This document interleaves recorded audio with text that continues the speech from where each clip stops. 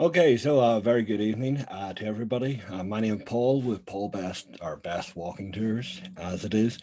Tonight's tour is going to be on Canary Wharf, and it's going to be the end of this season's virtual tours. I hope to bring virtual tour back in September and October for another maybe 8 to 10 week run. But yeah, now that the sun's coming out again and lockdown's lifting again, it'll be a good time for you guys to go out and explore and do all that stuff and enjoy your Sunday evenings in a different way. So tonight's tour is going to be on Canary Wharf. So we're just going to share the screen here. There we go. And if I can just move that out of the way, there we go. Okay, so Canary Wharf. It's an area of London that a lot of Londoners don't go to. A lot of tourists don't go out to. But I'm going to end tonight with a few things that you should head out there just to see, just maybe once. I've been out to Canary Wharf maybe 10, 12 times since I've lived in London. Um, Albeit normally for a purpose, whereas researching the area and so on and so forth. But it is a nice place to spend an evening, and there's lots to see and do there. So tonight we will be looking at a few different things. We'll look at the East, Wapping, and Limehouse. We'll go down to the history of the Isle of Dogs, learn a little bit about that as well. Then we will get on to the development of the port and the wharf, and then Oceanic York. I'll talk about those guys a little bit. They were the main developers in the 1980s of Canary Wharf, and then yeah, like I said, what you should visit or why you should visit. So we'll check that out as well. So here's our lovely Google map of London. You know this so well by now, which is good. It's always good to build upon it. So got the River Thames running through. We're going to look at a more famous stretch, especially if you like EastEnders. We've got the City of London, and we had a tour there, sort of the old Roman Londinium and so on. The last tour we did was Southwark, so just showing about how it was developed and explored and what it was used for. So the main port, so a good link for tonight's tour then of why Canary developed so much. Of course, we looked at the west of London, Pall Mall, Mayfair, Soho, Pimlico, Chelsea, all these areas where the rich moved out of the City of London, they headed west on the North Shore. But for us tonight, we have to sort of go east. So the reason for that, as I'm sure you can imagine, if you know the geography of the land, the River Thames starts in the west, well, northwest in the Cotswolds, that's the source, and then it runs for 215 miles out to the estuaries and out to the North Sea in the east of London. So we'll go in, and this is the famous one. If people like EastEnders, they always recognize this part. This big peninsula is commonly referred to as the Isle of Dogs or the Docklands. The Isle of Dogs is this lower right hand quadrant here. Millwall is just to the left, and then Canary Wharf takes up the upper half of the Docklands area then. So later on, we'll be sort of focusing around that area of what to go and see and do and so on, and have a look around and explore. I'll leave you room to explore on your own. So this is an early map of the Docklands. Basically, they created waterways and they were creating canal linkages just to cut through this marshy land. So that's why you got this big U bend here. But if you can cut through more directly, it makes more sense, especially as the ports and so on were developing and building up at a rapid pace from the sort of 16th century onwards up until about the 1970s. Then this was all sort of the main warehouses and yeah, the wharfs and so on, that area. So we're going to be looking over here to the right, but why did it move over? Well, I'll give you the main reason.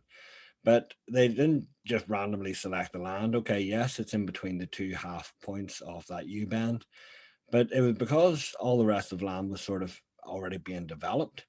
So last tour we looked at Southwark and we heard about Hayes Galleria or Hayes Wharf being one of the busiest ports.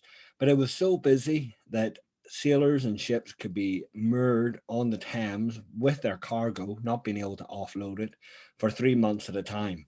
So if they were dry goods, they could do that. If it was perishable, it was much more time pressure to get your cargo off, which is where the lighter men came into. So the lighter men rode around in smaller dinghies and were able to take some cargo and get them onto land as well. So basically, all the rich they headed westward, but the docks and the industry started to move eastbound. And we know as well from the other tours that this is mainly because of the prevailing wind. So the natural wind blows from the west to the east. So as these noisy and smelly industries were starting to really get built up, that's when the aristocracy were like, no, we'll move out to the west. We'll let them use the land to the east. So that's pretty much what happened. So this area gets too busy. So then they start to develop things like St. Catherine's Docks here, just to the right of the Red Square. And then Wapping really starts to develop. They start building more and more warehouses along this stretch of the river. And then they take over Limehouse as well. So Limehouse, it is actually mentioned in documents from the 14th century with this name Limehouse. It was because they had a lot of lime kilns in the area to produce certain materials required for ceramics and so on. So yeah, it becomes a big area, but when the riverside is developing, the land behind it, not so much because it's still very marshy. So most of the riverside properties were utilizing the river for transportation. And then they would start to build and connect with canals and so on. Wasn't really until the sort of mid 18, late 19th century, mid 1800s, late 1800s, that they started to build up the interior and the paths. And then eventually in the 20th and 21st centuries, more and more roads and developments were redone to allow more stable access. So yeah, later on we'll have a look at Canary Wharf. But just some images then. So this is Hayes Galleria. Just to give you an idea, this is sort of Wapping and with the sort of warehouse districts and the inlets that it had. Limehouse here with the Canary Wharf building in the center of the image with the pyramid. That's One Canada Square. This is my photo of One Canada Square from a few days ago. That's what it looks like when you're up close to it on Canary Wharf. So Whoppings, Whoppers, and piracy. Okay, so Wapping is right on the riverside. The wharfs are building up there. There's lots of cargo, so of course lots of thieves. Now the thieves on land were known as either highwaymen or footpads. Okay, but if you attack from the sea, you were known as a pirate. Okay, but you've had pirates for millennia. Okay, that's basically the definition. Anybody who raids from a boat is a pirate. So you can go back to the Phoenicians if you wanted to, well over 2,000 years ago, for piracy. But we'll take a look at this guy on the left, first of all. Some would call him a pirate, especially if you were Spanish, because he raided and plundered and pillaged his way through the Caribbean and around the world. This was his ship that he did this on. So he was known as technically a privateer because the difference between a privateer and a pirate was government backing. Okay, your own government backing. So the gentleman on the left is Sir Francis Drake. And at the request of Elizabeth I, his queen, he sailed and circumnavigated the globe. And yes, he pillaged and plundered the whole way around it, attacking any Spanish ships that he could find, and occasionally Dutch and French as well. But he got back, and his ship that he sailed around was originally called the Pelican. But because he was sponsored by a gentleman called Christopher Hatton, if you've ever heard of the Hatton Diamond District, then that's why it became known as the Golden Hind, because the Hatton family crest has an emblem of the Golden Hind on it, a deer, a female deer. So he was considered a privateer, but pretty much doing exactly the same as a pirate would do. Now have a look at this gentleman on the right-hand side of your screen. Yeah, he's about 100 or so years after, but he's a Scotsman, and he is known as William. And William is off doing the exact same thing that Francis Drake was doing. He says that he had some government backing from the time. Now his time period is in the late 17th century. So you're talking about the time of James II, then William III and Queen Mary and so on. So William is going around and he's sailing on his ship, which he called the Blessed William. He would be captured and he was brought to New York City and then transferred back to London, where he was held in Newgate Prison. If you remember the City of London architecture tour, I was talking about the Old Bailey, and that stood on the site of this famous prison in London known as Newgate. So he was tried under the name William Kidd, his name, but he was famously portrayed as someone more like this, Captain Kidd. So that was his name. So he was surprised to hear that he was charged with acts of murder. He stated that he had never murdered anybody and that acts of piracy ensued. So he wrote to, at the time, the Queen, so that's Queen Mary the First, William III's wife, for acts of leniency, but the government was having none of it. The government at the time was trying to say that he was backed by the Whigs and the Radicals, Whigs, WHIGS, but he would never give up any names or any contacts, so therefore he was sentenced to death. And this is where the Whopper comes in from.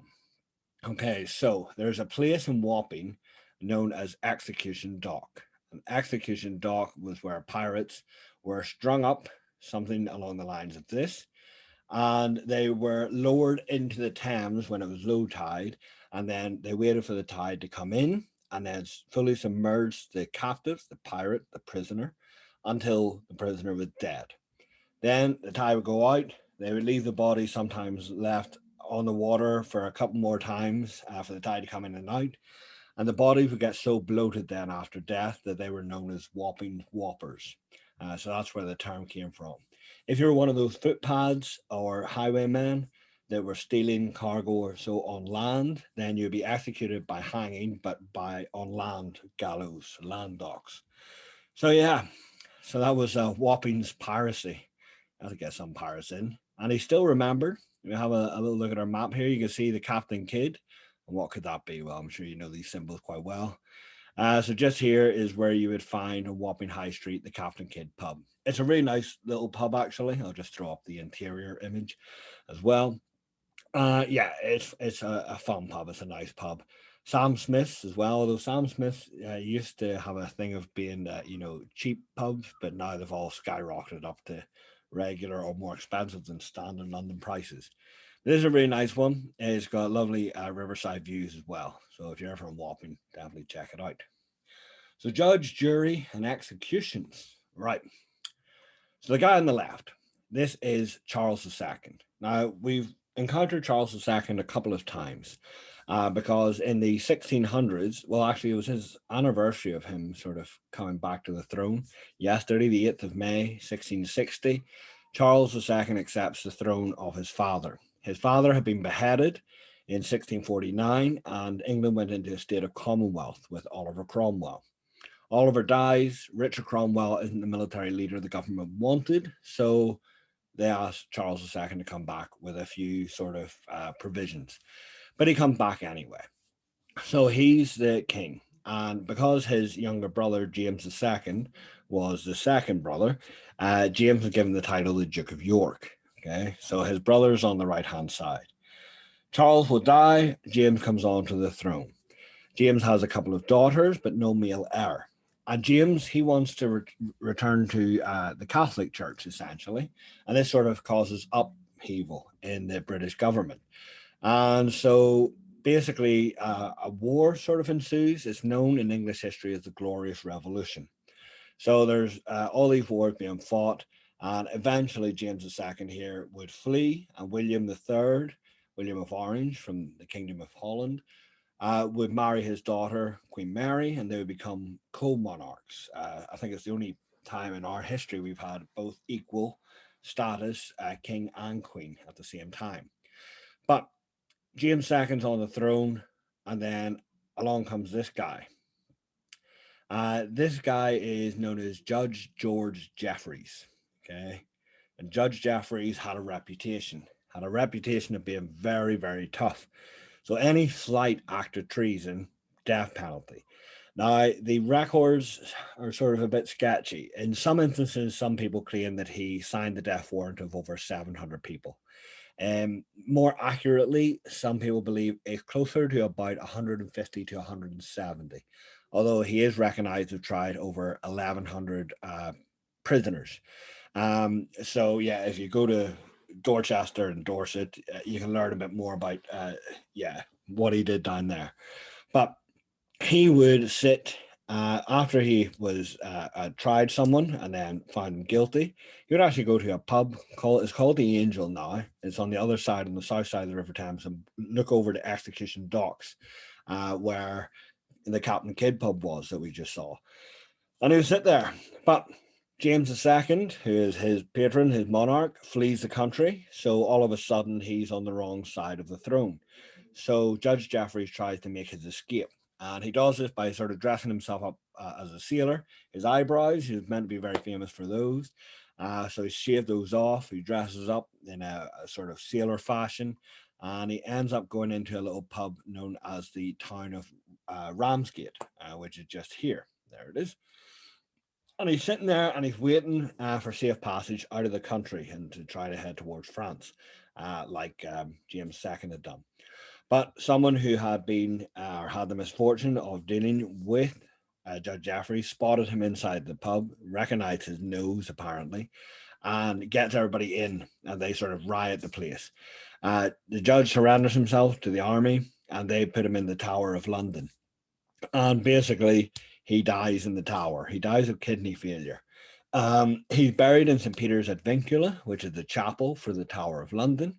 So next to people like Anne Boleyn and Catherine Howard. Eventually, some of his friends petition the Queen and get the right to remove his body and take him up to a church on Queen Victoria Street known as St. Mary Aldermary. And he is buried there under the communion table. And then basically, that church is sort of destroyed and his remains get sort of scattered and so on. But he had a pretty bad reputation as a judge and pretty much as a human being. But just on the south side of the River Thames, you can just see the Angel there. So that's the little pub he would have gone to and just looked over towards Execution Dock, which isn't right next to the Captain Kidd pub. It's just a little bit down.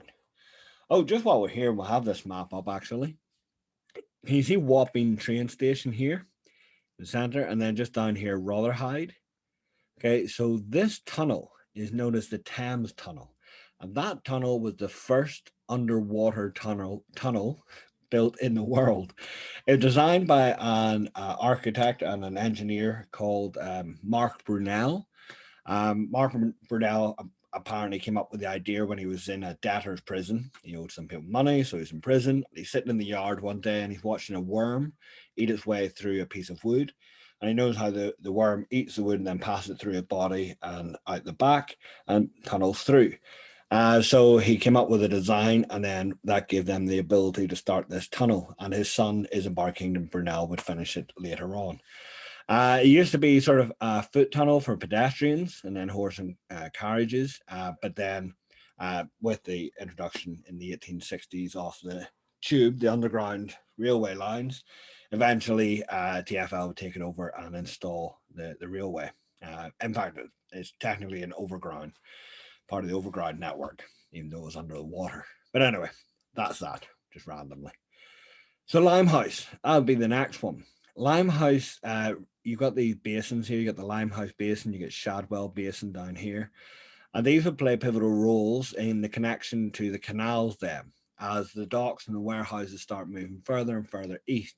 Now, as I mentioned, Limehouse was used for the kilns, but it also had a huge migration of uh, foreign sailors who would come into it. Now, some sailors would be working in a sense for the British Empire and so on. But sailors have been coming here from different countries from the 1600s right through to the 1900s. And if they worked here, then they might have liked it, so they decided to live here. So you had huge communities. Now, a word for this was Lascar. So basically, I'll throw up how Limehouse developed. So there's a little picture of it here on the left. So houses right on the riverside, you had all these sort of smuggler holes and so on and so forth. But yeah, Lascars originally sort of were Indian sailors, but then the term came to mean anyone sort of east of the Cape of Good Hope. So you had Chinese, Japanese, Malay, all sorts of people coming across. And in fact, Limehouse ended up being the original Chinatown on the outskirts of London. And it would only move into central London to the Soho area after the Second World War.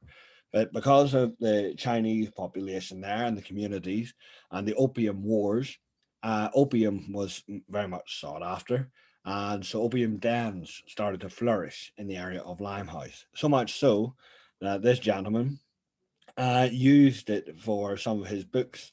So Sir Arthur Conan Doyle, Sherlock Holmes is alluded to having, well, sometimes just outright, but he's chasing the dragon, as the term was. So he was going down to Limehouse to the various opium dens and so on and so forth. So that was Limehouse. Lovely area. There's a couple of really nice spots. St. Anne's Church is the sort of maritime church, and it was designed by Nicholas Hawksmoor. So, yes, right next to the Limehouse Town Hall, if you're ever paying it a visit. Right. So docks progress from the west and they're moving eastbound and Limehouse, and then we get to this big U bend. So the London Eye would be eventually built here. London Eye. The Millennium Dome, the O2 Arena, we built here. But then, yeah, in the 1800s, a guy called Robert Milligan was getting fed up that his poor old boats kept getting robbed as they're waiting to be offloaded in the Pool of London. So Southwark, Hayes Wharf, so on. So he petitions the government then, and they pass an act of parliament in 1799, which permits private business owners to buy this land and privatize the docks. It also gives them exclusive rights. So the docks were always called after areas that they would sort of serve or products. So this is West India Docks. So West India Docks was everything come from the West Indies and Caribbean islands. Canary Wharf, it was so called because the part of the dock was for stuff, fruit, vegetables coming from the Mediterranean and the Canary Islands. Then you had Wood Wharf, you had tobacco docks, and so on in Wapping and the Limehouse and so on. So yeah, they always had a name, but that meant that if you came in from any of these countries, you would have to berth here, you would have to unload here, and then you'd have to pay a sort of custom to the private business owners. So if we just have a look there, so he built sort of three large wet docks, and then others would come in sort of Millwall. So this was Robert Milligan. He's standing in front of the old West India docks, the warehouse, and this is now the Museum of London Docklands. So the Dockland Museum. This is fantastic day out. It's free to go into, and the information that you get is just great. It's really well presented, and they do tours as well, and it's great for kids if you ever get a chance. Now, Robert Milligan here, you can see him on the right hand side, but you will not see him in front of the museum. And this is what happened. He was taken down. Okay. So he was primarily a slave owner and he dealt with slaves and the purchasing of slaves and selling of slaves and also used them on his sugar plantations in Jamaica and the West Indies. So he profited from human enslavement. So in 2020, the Black Lives Matter group was growing more and more. It's been around for a few years. And they started talking with local community leaders and explaining why it's not a good idea to have prominent men placed around the country who have strong ties with human bondage and human trafficking. So each council decided and what to do with various statues and so on. And the Council of Tower Hamlets, where Canary Wharf sort of falls under the jurisdiction of, agree with community leaders will pull down or will take down the statue. This was sort of on the back of, you might remember, in Bristol, the Colston statues got taken down as well. So it's on that. And I think I mentioned it possibly in the Southwark tour. Same goes for Thomas Guy, then, who was dealing in the South Sea bubble and the South Sea Trading Company. So let's have a little look here. Okay, so I just want to go back one. So the wharves develop and they are very profitable from the 1800s onwards. This is showing them hard at work then in the early 1900s. So the wharf still carries on. And then it would still go on. This little photo here is from the 1940s. There we go. Got this sort of topical view. So you can still see it pretty flat land, very marshy land as you expect. You've got a lot of water, so high water tables all around as well. The West India docks here. Second World War happens, a bit of destruction around the area, but it still continues to be used as a port. Here's an image then, the next one in the 1970s. So it's still going, but 1970s is when everything changes. So this bend in the river, so this is taking us out towards the estuary and the sea, where if we head up this way and along, that takes us back to London over here. London gets an overhaul at the Pull of London with its docks, 1960s, but they did not take into consideration one major factor, just how popular these things were going to be. So give me a second here. There we go. So container ships just changed the world of sea trading. They were far too large to get up the River Thames now, so they had to be docked and berthed at Tilbury, which is going to be the new docks on the other side of the Thames barrier. So that just killed all sort of commercial ventures on the water then for London and then the Docklands as well.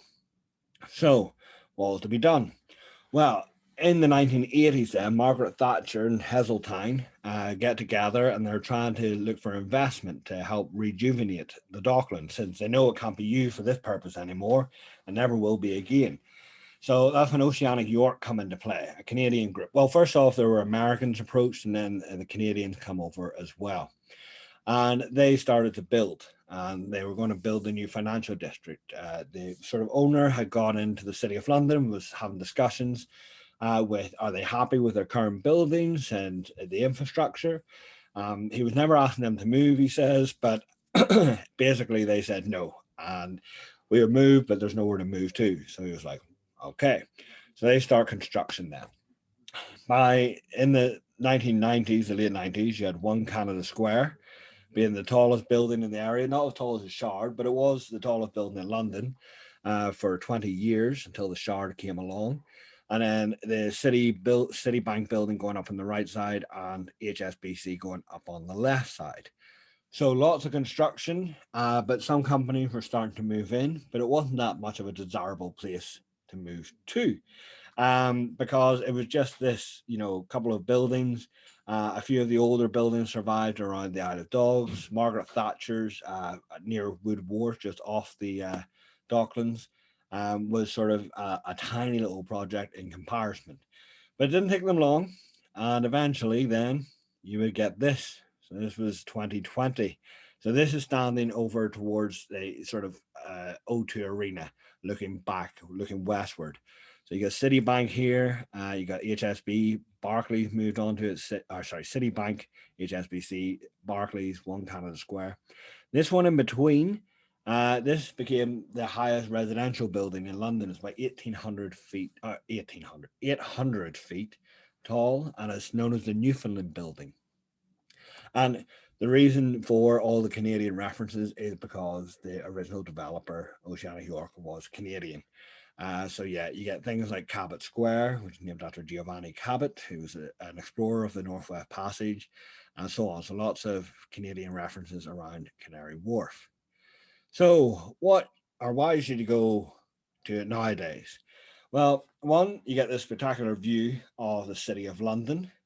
So that's the city off in the background, the Scalpel here, the walkie-talkie, the Gherkin, Bishopsgate, Cheese Grater. So yeah, you get these wonderful views all around as you walk across the area.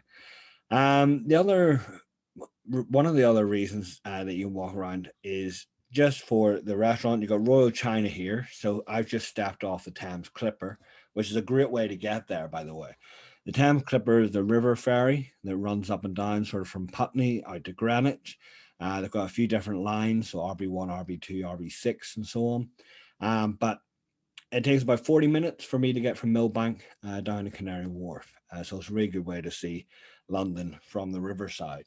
And you can use your Oyster cards or your contactless debit cards as you get on and off. You can also buy tickets at the piers as well.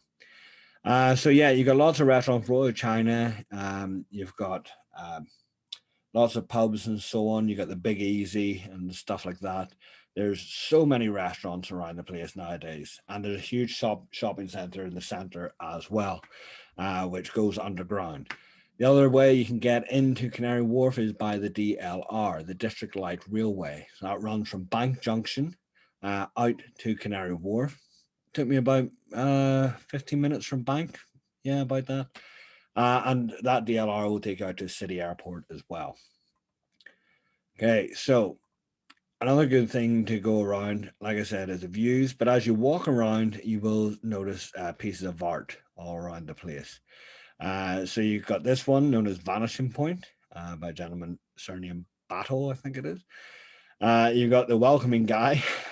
We always, whenever we're sort of, if we guide around here, we always say this is about the London Marathon, arms stretched open, crossing the finish line and so on. It looks like to me like he's wearing a suit, but yeah, you're just welcoming people in. This is from Westbury Circus into Canary Wharf and down towards Cartier Circle. But yeah, you've got lots of pieces of art throughout the area. The nice thing is, I think there's over 75 pieces. So it's the most concentrated area of sort of street art or sculptures that you'll find in London. So if you like your contemporary art, definitely check it out. You can go onto the website actually, and you can download a map, and then it'll give you a list of the artist and a little bit about the history of the art or the piece and what it means, just by going onto the Canary Wharf website, and you can get a map like this. It stretches out throughout the Isle of Dogs and Millwall as well, so that's a good reason to go out there for that. So we already had a little look. There's the Museum of London. Excellent reason to go out to the Docklands. So that's it. The last of the 1800s warehouses that are left there. After that, if you're up for it and you get up real early, you can always head down to Billingsgate Fish Market. So Billingsgate Fish Market moved from the city in the 1990s then, from the old Billingsgate on Lower Thames Street out to here. So it always reminds me of like Covent Garden. There's a new Covent Garden, so flower wholesaler, just on the other side of the river. And Vauxhall, well, Nine Elms, I suppose. Nine Elms. But yeah, Billingsgate Fish Market, if you're into your fish, definitely check it out. Even just for the atmosphere, if you get down early enough, you can go in. If you like that sort of hustle and bustle.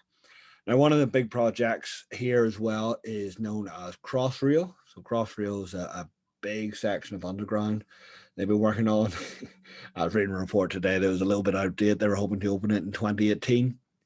Never happened. It will officially be the Elizabeth line, but they have completed the station in Canary Wharf. So if you go down, you'll see this Crossrail Place. And this is open. There's no trains here yet, but you can walk down. And the really nice thing about this, I think it's until June 19th when I read the sign. That's how I read it. But they have this rooftop garden.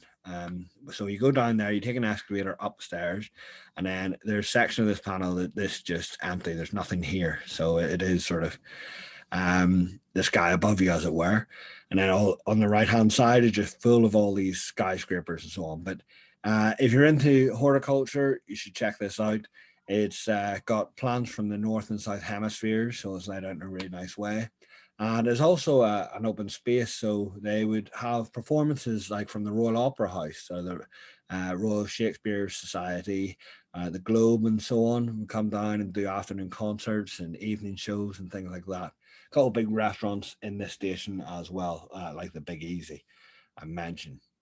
So that's a real fun thing to do. So yeah, so I'm going to leave you guys then. I hope you've enjoyed that little tour, introductory tour of Canary Wharf here. It's a real nice place just to have a stroll around, especially if you get the nice weather for it. And yeah, it's a place that you should check out at least once. I think at least once on your travels. So, oh, before I go, actually, and this is another piece of art here. It always reminds me about a building that's just tucked over here. One thing they're trying to do is to sort of redo it as a residential area. So this big development is going to be more housing, but they're also building primary schools, secondary schools, GP offices, all that type of stuff, to try to create this sort of modern community over at Canary Wharf. So yeah, um, basically the line on the right is from HSBC. There's two of them. They're known as Stephen and Stitt, and they're meant to represent the founding sort of guys who founded the HSBC in 1920s. I put them up here because it's meant to be very good luck if you rub the teeth of a lion. Don't do that. Security is ridiculously tight around Canary Wharf. I got stopped a couple of times as I was taking photos. I just had to show my badge and the tour guide and so on. And they're like, yeah, oh, okay, fair enough. But yeah, that's if you're feeling brave and one of them looking away, you can give that a go. So I'll stop sharing the screen.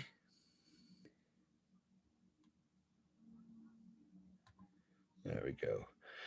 Okay, so yeah, it's been a pleasure doing these tours the last 8 9 weeks or so. Hope you've enjoyed them. As always, keep an eye on my Facebook page. If not, will hopefully get the website up and running in the next couple of weeks. I know I say that every week, but I'll do my best, and then we'll go from there. So I'm planning to come back with the virtual stuff in September, but hopefully over the next few months, I'll get actual guiding and so on. Looking to sort of go into corporate health and well-being, that type of thing. But yeah, enjoy the rest of your evening, and thank you so much for coming along. We got the donation to the RNIB just about £730, so well done again. Thank you very much for all that support, and take care, guys. See you later.